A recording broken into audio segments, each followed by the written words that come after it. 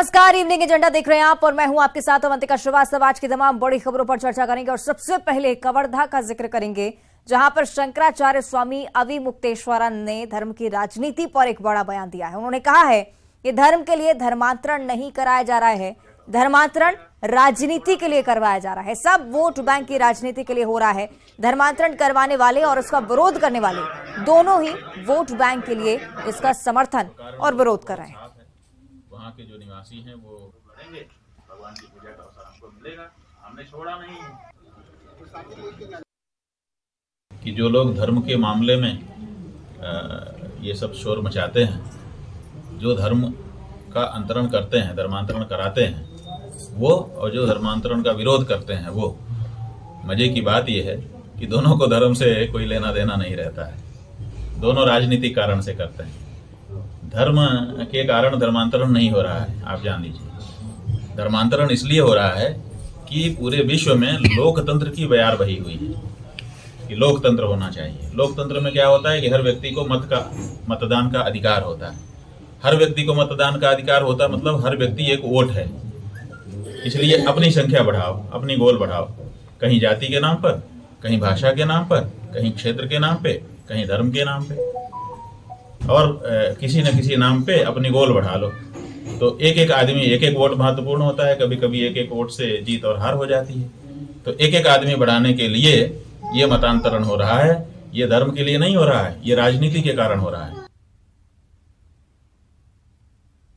आपने सुना किस तरह से स्वामी अविमुक्तेश्वरानंद की तरफ से बयान दिया गया। ऐसे कि मनीष हमारे साथ ज्यादा जानकारी के लिए जुड़ रहे हैं। मनीष, साफ तौर पर किसी पार्टी का जिक्र स्वामी जी ने नहीं किया है, लेकिन ये कह सकते हैं कि सियासी गलियारों में इस पर अब चर्चा होगी कि आईना दिखाने का काम तो कहीं ना कहीं ये बयान कर रहा है।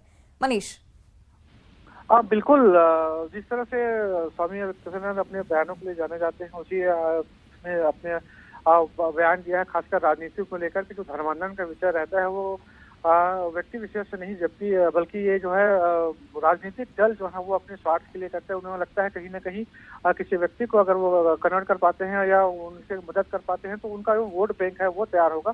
कहीं ना कहीं एक व्यक्ति जो है वो वोटर का काम करता है और उनको लगता है कि ऐसे लोगों को अपने पक्ष में करने पर या इनके काम को आगे बढ़ाने से उनको राजनीतिक लाभ होगा। राजनीतिक लाभ के चलते धर्मांतरण का मामला है, नहीं तो कोई धर्म विशेष धर्मगुरु इस मामले में जो है इंटरफेयर जो है वो नहीं करते हैं। केवल राजनीतिक व्यक्ति ही अपने राजनीतिक स्वार्थ के चलते जो है धर्मांतरण के कार्यों को जो है कुछ को सपोर्ट करता है, कोई विरोध करता है, तो वो अपने स्वार्थ को लेकर करते हैं। इस तरह की बातें जो है आज उन्होंने मीडिया से बात करते हुए कही है।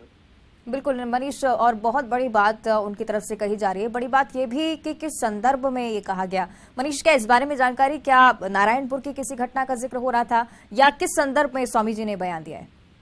स्वामी जी का बयान है जो नारायणपुर की घटना को लेकर आया था कि नारायणपुर में जिस तरह से आदिवासी वर्ग जो है धर्मांतरण के विरोध में आगे आया, उसको विरोध प्रदर्शन किया। हालांकि उन्होंने कहा कि किसी भी विरोध का हिंसा से प्रदर्शन करके विरोध जताना सही नहीं है, हिंसा किसी भी तरह से उसको सही नहीं ठहरा जा सकता। लेकिन ये अच्छी बात है कि लोग अपने अधिकारों को लेकर आगे आ रहे हैं। धर्मांतरण अगर किसी कारणवश उनका हुआ था और उसका वो विरोध कर रहे हैं तो उन्होंने उसका समर्थन किया। किसी भी लालच में, किसी भी भय में या किसी भी तरह से जो है धर्मांतरण किसी भी जाति से दूसरी जाति में नहीं होना चाहिए। अगर आदिवासी वर्ग धर्मांतरण के खिलाफ आगे आ रहा है तो ये अच्छी बात है, लेकिन किसी तरह से हिंसा का रास्ता जो है इसमें नहीं होना चाहिए। ये बातें भी नारायणपुर को मामले को लेकर जो अभी कुछ दिन पहले ही ये मामला गरमाया था, इसे लेकर राजनीति भी हो रही थी, इसी मामले को लेकर उन्होंने ये बात कही है। ठीक है, शुक्रिया मनीष जानकारी के लिए। और अब सीधे कांग्रेस और बीजेपी की तरफ से भी हम इस पर प्रतिक्रिया ले लेंगे। हमारे साथ घनश्याम राजू तिवारी जी, कांग्रेस प्रवक्ता, जुड़ रहे हैं। घनश्याम जी, बहुत स्वागत करती हूँ आपका न्यूज 18 पर। जी नमस्कार। स्वामी अविमुक्तेश्वरानंद जी साफ तौर पर कह रहे हैं कि राजनीति के लिए धर्मांतरण हो रहा है, या धर्म की जब भी बातें होती हैं राजनीति का इन्वॉल्वमेंट उसमें ज्यादा होता है, धर्म का कम होता है। आपकी इस पर प्रतिक्रिया? देखिए, देश के इतिहास में ये हर कोई जानता है कि भारतीय जनता पार्टी ने हमेशा ही अपनी राजनीति चमकाने के लिए धर्म का आड़ लिया और धर्म के आड़ के तले उन्होंने राजनीति रोटियां सेकने का जो इतिहास रचा है वो कहीं छिपा नहीं है। और भारतीय जनता पार्टी और चाहे आरएसएस हो, इनका प्रमुख एजेंडा होता है, जिन राज्यों में इनकी सरकार नहीं होती वहां पर ये धर्मांतरण के बात को लेकर राजनीति करते हैं, संप्रदायवाद को लेकर राजनीति करते हैं, जातिवाद को लेकर राजनीति करते हैं। तो ये इनका मुख्य हथियार होता है और यही कमोबेश स्थिति छत्तीसगढ़ में भी ये निर्मित करने की कोशिश कर रहे हैं। पिछले 4 सालों में जिस प्रकार से भूपेश बघेल जी की सरकार ने भारतीय जनता पार्टी को मुद्दा विहीन कर रखा है, अपनी क्रांतिकारी योजनाओं से राष्ट्रीय स्तर पर अपनी एक नई पहचान बनाई है, उससे जूझ नहीं पा रही भारतीय जनता पार्टी अपने इस राजनीतिक ब्रह्मास्त्र को लेकर अब राजनीति करना चाहते हैं। निश्चित तौर पर शंकराचार्य जी ने बहुत सही कहा है कि राजनीति धर्मांतरण एक ऐसा विषय हो गया है जिस पर सिर्फ और सिर्फ राजनीति करने का जो मुख्य प्रयास भारतीय जनता पार्टी है, लेकिन ये छत्तीसगढ़ की धरा है।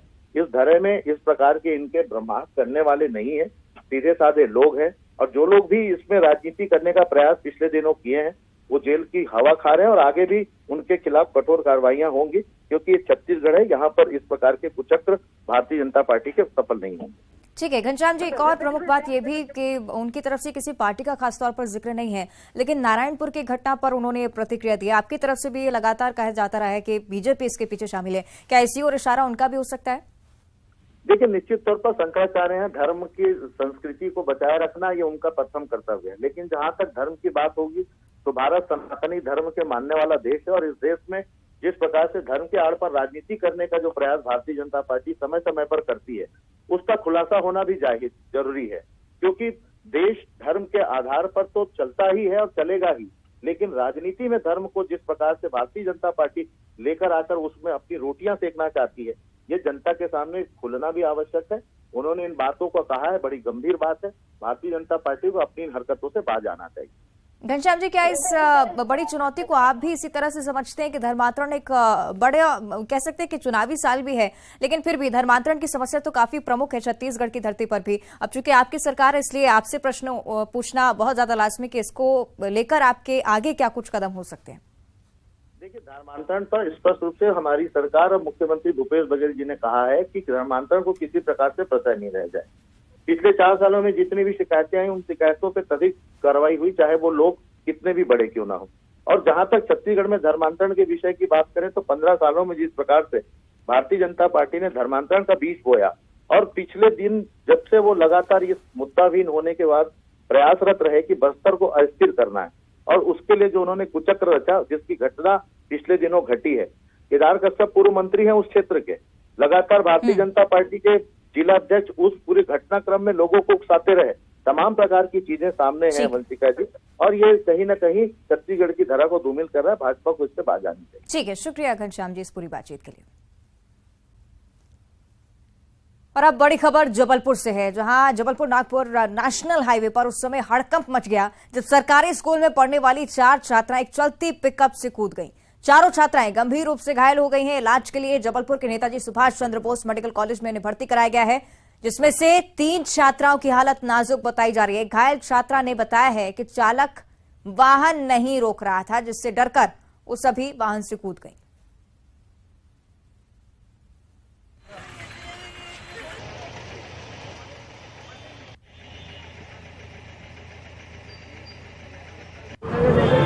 क्या हादसा हुआ? आप लोग कहाँ से आ रहे थे? बरगी से। क्या हुआ था? वो लोग गाड़ी नहीं रोक रहे थे, इसलिए हम कूद गए। कौन सी गाड़ी में आ रहे थे आप? पिकअप थी। किस तरफ से आ रही थी पिकअप? बरगी से। क्यों नहीं रोक रहा था? क्या 2 लड़के बाइक में थे, वो उन्हें कुछ बोल रहा था तो वो नहीं रोक रहे। हमें किसी ने सूचना लगाई राहगीर ने कि यहाँ पे चलती पिकअप से 3-4 बच्चियाँ कूद गई हैं। उसकी सूचना पाकर हम तत्काल मौके रवाना हुए, मौके पे पहुँचे। यहाँ पर हमने जाके देखा तो वहाँ 3 बच्चियाँ बहुत ज़्यादा सीरियस हालत में हैं। एक बच्ची थोड़ा कॉन्शियस है, बातचीत कर रही, बाकी तीनों बहुत ज़्यादा। और दूसरी तरफ नरसिंहपुर में मासूम से छेड़खानी का मामला भी तूल पकड़ता जा रहा है। छेड़खानी से आक्रोशित युवाओं ने नरसिंहपुर शहर को बंद कराकर विरोध प्रदर्शन किया है। आक्रोशित लोगों ने पुलिस पर ढिलाई बरतने और आरोपियों पर सख्त कार्रवाई नहीं करने का आरोप लगाया है। आरोपियों पर सख्त कार्रवाई की मांग अब प्रमुखता से रखी जा रही है।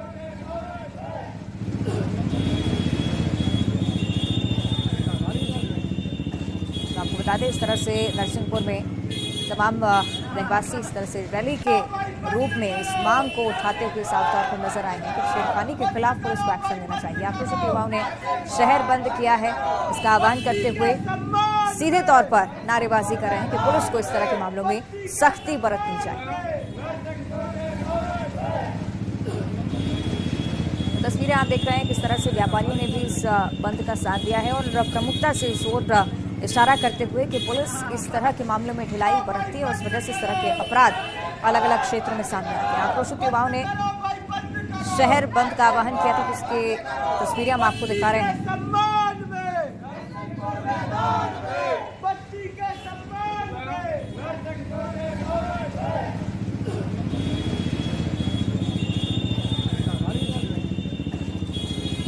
उसी तरह से अगर कार्रवाई नहीं होती है तो अपराधों में इसी तरह की वृद्धि देखने को मिलेगी, यही कहना रहवासियों का है।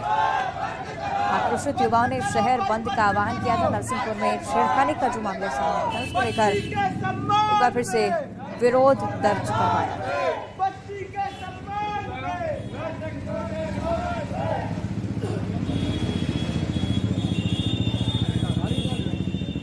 पुलिस पर अब लगातार आरोप यही लग रहा है कि लापरवाही पुलिस प्रशासन की तरफ से की जा रही है और इसी वजह से इस मामले में अभी तक कोई भी सख्त एक्शन नहीं लिया गया है। लापरवाही बरतने का आरोप, साथ ही मांग भी युवाओं की तरफ से रखी जा रही है कि सख्त से सख्त कार्रवाई होनी चाहिए आरोपी के खिलाफ, जिससे आगे इस तरह की घटनाएं सामने न आए।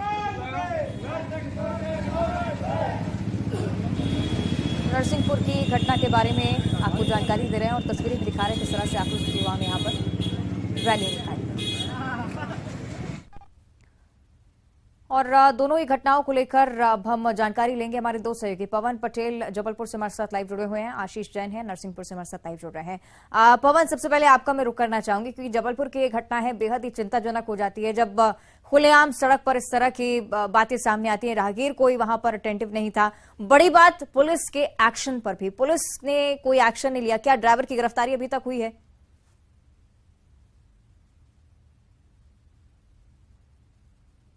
हुई है और ना ही इस मामले में कार्रवाई करने का अभी कोई भी ऐसी जानकारी सामने आई है जिसमें पुलिस ने कोई कार्यवाही करने की बात कही हो।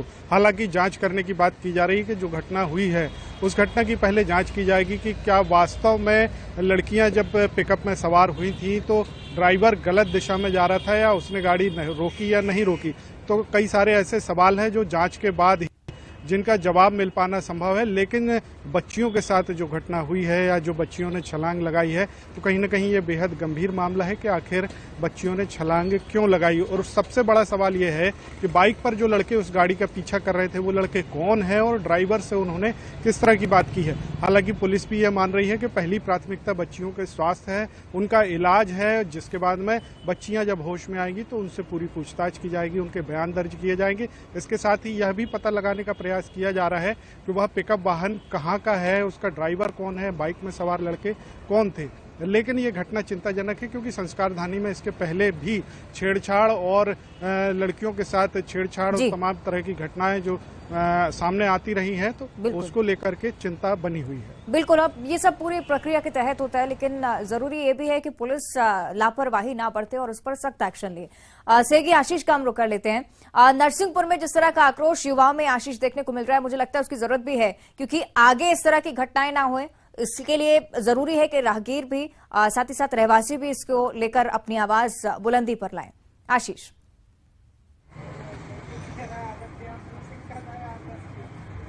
अवंतिका, ये कल से देखा जा रहा है। कल जब इसके लड़की के माँ बाप पहुंचे थे कोतवाली में, उसके बाद जब एफआईआर लिखने में थोड़ी सी कोताही हुई, उसके बाद से जिला अस्पताल में, कोतवाली में और उसके बाद आज सड़कों पर जिस तरह से आक्रोश निकला है युवाओं का, नरसिंहपुर शहर को बंद कराया गया है, तो साफ उनका कहना है कि इस तरह की जो गतिविधियां हैं कहीं ना कहीं समाज में जो आ रही है विकृति उसके लिए जिम्मेदार है और पुलिस का कानून का खौफ ऐसे लोगों पे होना चाहिए जो इस तरह की धारणाएं मन में रखते हैं। तो कहीं ना कहीं इस सारे आक्रोश के बाद पुलिस ने कल ही मामला रजिस्टर्ड किया है, 354 का मामला दर्ज किया है छेड़खानी का और उसके साथ पॉक्सो एक्ट सहित कई धाराओं के तहत आरोपी पे कार्रवाई हुई है और आरोपी भी पुलिस की गिरफ्त में है। चलिए, उम्मीद यही है कि दोनों ही मामलों में आरोपियों पर अब सख्त एक्शन हो। फिलहाल आपका शुक्रिया आशीष जानकारी के लिए। पवन, आपका भी बहुत बहुत धन्यवाद जानकारी साझा करने के लिए। आगे बढ़ते हैं और अब भोपाल का जिक्र करेंगे जहां पर एक बार फिर से कांग्रेस आजादी के आंदोलन में संघ की भूमिका पर सवाल उठा रही है।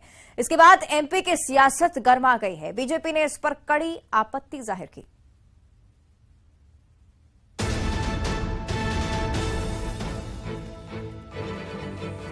एक बार फिर कांग्रेस ने आजादी के आंदोलन में आरएसएस की भूमिका पर सवाल उठाया है। कांग्रेस ने राष्ट्र निर्माण की गाथा किताब के जरिए संघ पर सवाल उठाए हैं, जिसमें ये कहा गया कि संघ और हिंदू महासभा स्वतंत्रता आंदोलन की विरोधी रही है। इस किताब के जरिए चुनावी साल में कांग्रेस बीजेपी के खिलाफ माहौल बनाने में जुट गई है। एमपी कांग्रेस कमेटी ने बाल कांग्रेस और कांग्रेस पार्टी की विचारधारा को ध्यान में रखकर ये किताब तैयार की है। वहीं अब इस मामले में सियासत तेज हो चुकी है। बीजेपी ने इस पर कड़ी आपत्ति जताई है कि कांग्रेस ने तो हर समय इस देश के इतिहास को तोड़ा मरोड़ा है। इस देश में केवल एक परिवार, नेहरू परिवार का महिमा मंडन हो जाए, ये कांग्रेस की हर समय रीति रही है, नीति रही है। लेकिन बीजेपी की आपत्ति पर कांग्रेस पलटवार कर रही है। कांग्रेस मीडिया सेल के अध्यक्ष के मिश्रा ने कहा कि वो इस किताब को खुद बीजेपी के प्रदेश अध्यक्ष वीडी शर्मा के पास भेजेंगे ताकि वे देश की आजादी में कांग्रेस के योगदान को समझ सकें। इस पुस्तक पर प्रतिक्रिया व्यक्त कर रहे हैं और हम पर आरोप लगा रहे हैं कि हम नेहरू गांधी परिवार को महिमा मंडित करते हैं। 100% हम करते हैं और करते रहेंगे, क्योंकि नेहरू गांधी परिवार ने इस देश की आजादी दिलाई है। एमपी में इसी साल विधानसभा का चुनाव होना है और दोनों दल कांग्रेस और बीजेपी चुनावी तैयारियों में जुटे हुए हैं। एक दूसरे के खिलाफ माहौल बनाने की कोशिश भी हो रही है। ऐसे में इस तरह के सवालों से चुनावी साल में राजनीतिक पारा और गर्मा सकता है। आगे बढ़ते और अब बात करेंगे उज्जैन की, जहां पर चाइनीज मांझे से सावधान रहने की जरूरत अब नजर आ रही है, क्योंकि चाइनीज मांझे से बीजेपी कार्यकर्ता की नाक कट गई है।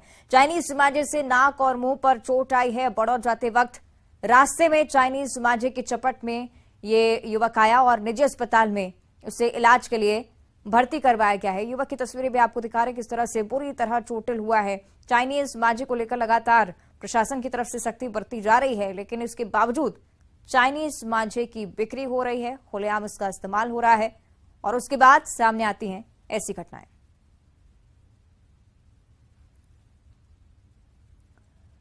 मकर संक्रांति त्योहार के पहले दुर्ग के रहने वाले 5 साल के पर्व को एक नई जिंदगी मिली है। दरअसल 5 साल के पर्व अपने पिता के साथ स्कूटी पर सवार होकर जा रहे थे और इसी दौरान पर्व चाइनीज मांझे का शिकार हो गए। बच्चे पर्व का गला मांझे से कट गया। घटना इतनी भयानक थी कि बच्चे के गले की नस कट गई थी। तत्काल उसे भिलाई के पल्स हॉस्पिटल में ले जाया गया। 2 दिन वेंटिलेटर पर यह बच्चा रहा। उसके बाद आज जाकर पर्व को खतरे से बाहर बताया जा रहा है। बच्चा पर्व पूरी तरह से अब स्वस्थ है। जल्द ही उसे अस्पताल से भी छुट्टी मिल जाएगी।